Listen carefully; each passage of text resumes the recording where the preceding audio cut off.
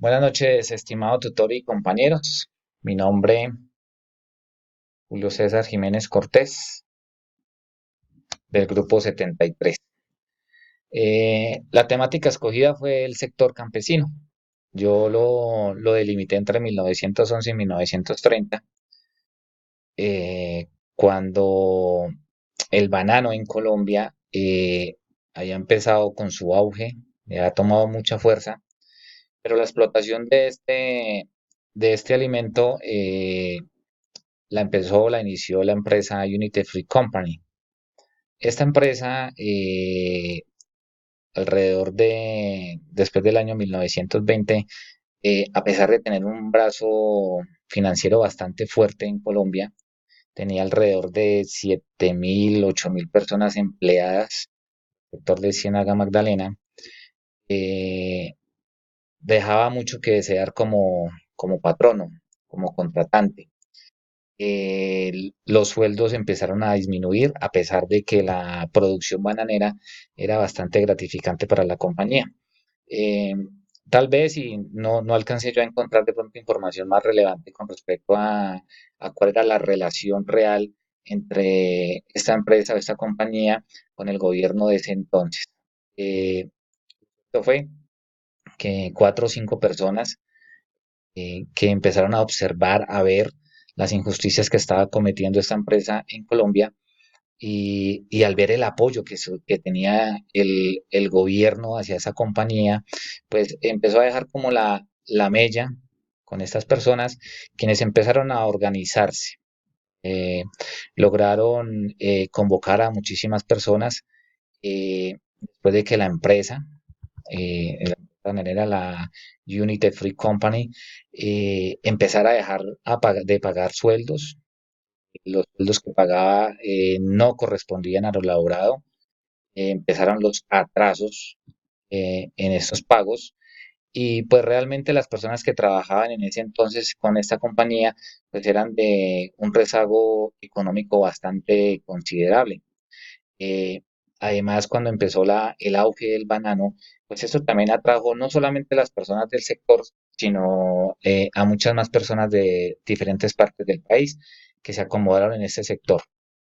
Eh, la mano de obra, digámoslo de esta manera, pues era no calificada, porque lo único que tenía que cumplir el trabajador era con un horario y con una cierta cantidad de racimos por cortar y acomodar en unos vagones del tren que transportaba esta mercancía.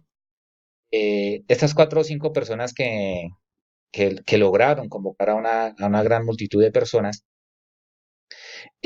empezó a luchar por unos derechos que ellos consideraran como propios y que estaban siendo maltratados por la compañía extranjera.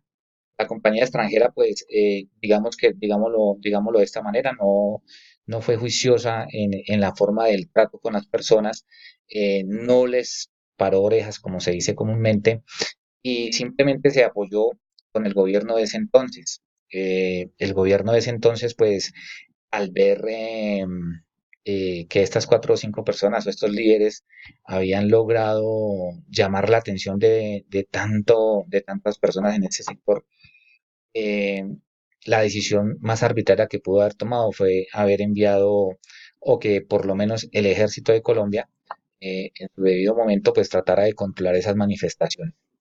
Eh, las manifestaciones pues conllevaron a que hubiera un paro de actividades, que se empezara a rezagar un poco la productividad de la compañía extranjera, que se empezaran con los incumplimientos de los pedidos y quedaran trabajando a media máquina. Ese rezago económico para la empresa extranjera, pues de acuerdo a lo investigado, se lo quisieron trasladar al gobierno local en el tema de impuestos y me imagino que regalías. Esto para el gobierno de ese entonces, pues no fue muy bien visto, por eso empezó como con la presión hacia el ejército de Colombia para que ellos fueran los que controlaran y mantuvieran al margen de la compañía extranjera, las manifestaciones, las huelgas y algunos bloqueos que hubieron al tren al tren que existía en ese entonces, el tren que iba hasta Fundación. Eh, ¿Qué pasó después de muchas mesas de negociación entre los trabajadores, entre algunos sindicatos que estaban creados para esa época? Como el gobierno no daba su brazo a torcer, a pesar de que el gobierno de ese entonces procuró sacar algunas leyes tratando como de blindar al trabajador colombiano, no fueron bien vistas por los manifestantes, por los líderes, lo que, lo que siguió dándole auge a la manifestación que se estaba realizando para ese entonces. Fue así como el 5 de diciembre de 1928, en en la plaza de Fundación Magdalena, había un número considerable de manifestantes y la orden que le dio arbitrariamente el gobierno al ejército de Colombia en ese entonces eh, fue acabar con la turba de alguna manera. Si ya fuera por las buenas, ya fuera hablando, o si era necesario ingresar con la fuerza, lo tendrían que hacer. Desafortunadamente, esa noche del 5 de diciembre de 1928, pues las personas estaban ya estaban decididos a bloquear todo ingreso a la Free Company, eh, y esto ocasionó que el ejército reaccionara de forma no adecuada, conllevándose la masacre de las bananeras. Ya muchos conocen lo que conllevó ese inicio de ese suceso. Fueron unas muertes ocasionadas y yo creo que incitadas por el gobierno local, mantuvo la presión contra el ejército para que se realizara de forma inmediata, eficaz y eficiente la segregación de la manifestación, de, de dispersarla y evitar que se siguiera presentando antes después de la noche, las velitas del 7 de diciembre. Entonces las muertes ocasionadas pues, fueron por las propias tropas del ejército de Colombia. Esto que conllevó y por qué llamó tanto la atención esta masacre? Fue la primera vez que este sector, el sector campesino, alzó su voz contra el gobierno nacional, alzó su voz contra una empresa extranjera, contra una multinacional, por las injusticias que estaban cometiendo con los trabajadores, el atraso en los salarios, el no pago, el no reconocimiento de las horas laborales o el exceso de tiempo trabajado y el muy mínimo pago por ese trabajo. Eh, el sector seleccionado fue el campesino, logró en ese entonces, y yo creo que fue el suceso más importante, han habido otros a partir de 1930, pero fue el más doloroso para la historia colombiana, por el mismo resultado de esas manifestaciones donde hubieron muertos campesinos. No hubieron afectación para gente de la compañía, de la multinacional, ni del gobierno, ni siquiera tampoco del Ejército Nacional. Las personas que murieron en ese evento, en esa masacre, fueron personas humildes, trabajadoras, fueron campesinos colombianos, marcados por nuestro propio gobierno. Ahí tomó una connotación importante ese sector, el sector campesino, porque primera vez que se alza en voz contra su gobierno, en voz, en protestas pacíficas, manifestaciones pacíficas, y la respuesta fue una masacre. Eh, Fue importantísimo para mí este evento, fue el que me llamó la atención, porque digamos que trataron de cohibir el libre derecho a la protesta en ese entonces, ahorita lo estamos viviendo también en este año 2019, lo trataron de cohibir y el resultado ya es conocido por ustedes. Entonces, claro que sí es importante el campesino en nuestro país, ¿sí? A raíz de esto, pues salieron algunas leyes. Los gobiernos de ahí en adelante han tratado de tener un poco más, le han tratado de dar más importancia a los presupuestos, a planes de gobierno enfocados en el sector agrícola, otro sector ganadero, hayan salido a flote. Sí, hay mucho rezago. demasiado recelo con respecto a las ayudas que el gobierno puede dar. Hay escasez de infraestructura, pero el sector campesino, a partir de ese año de 1928, después de sufrir esa masacre, eh, creo que logró un paso importante para ser escuchado. Desafortunadamente no fue el camino más indicado, no fue el resultado más indicado, pero pues creo que eso dio pie a que el sector en este momento tenga prácticamente una voz y un voto en cualquiera de los gobiernos o la política colombiana.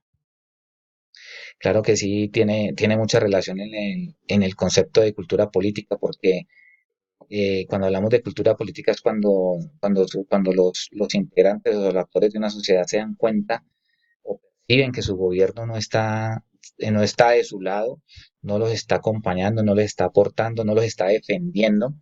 Por eso es que cuatro o cinco personas de ese entonces alzan la voz y dicen, alto, debemos parar esto con la Unity Free Company. El contexto histórico, pues bien lo acabo de mencionar, trágico, trágico por el sector, trágico por el desenlace de lo que conllevó a la masacre. Y claro que es una lucha del sector seleccionado. Empezó con unas marchas y unas manifestaciones por unos derechos, los cuales estaba negando esta compañía extranjera, ¿sí? La estaba negando y eso conllevó al desenlace, la masacre realizada el 5 de diciembre de 1928.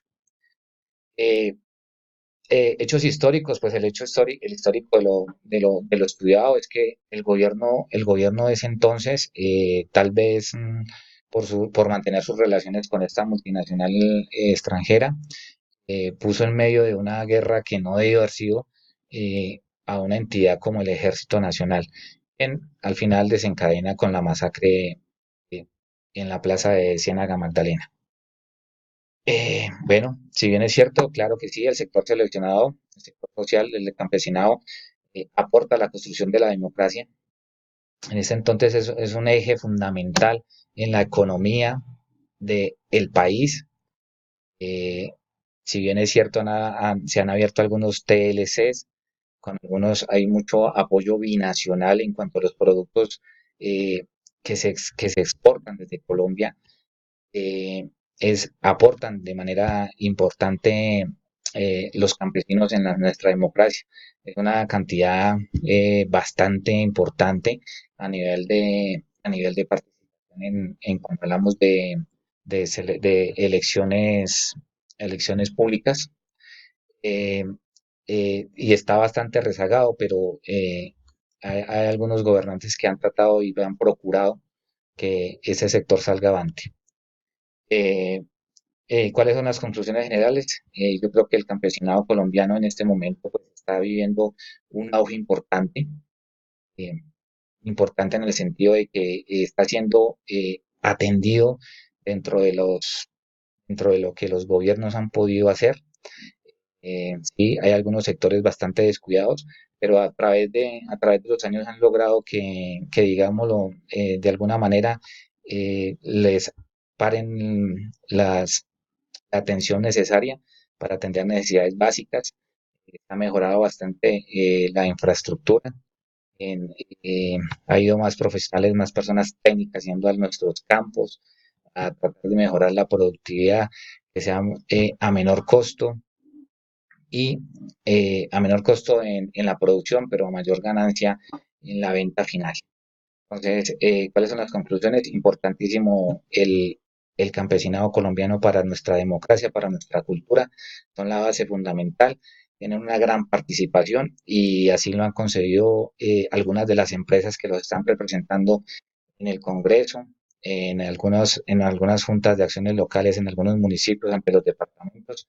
Si bien o mal procuran el bienestar de todos, le han dado la importancia que es nuestro campesinado. Muchas gracias.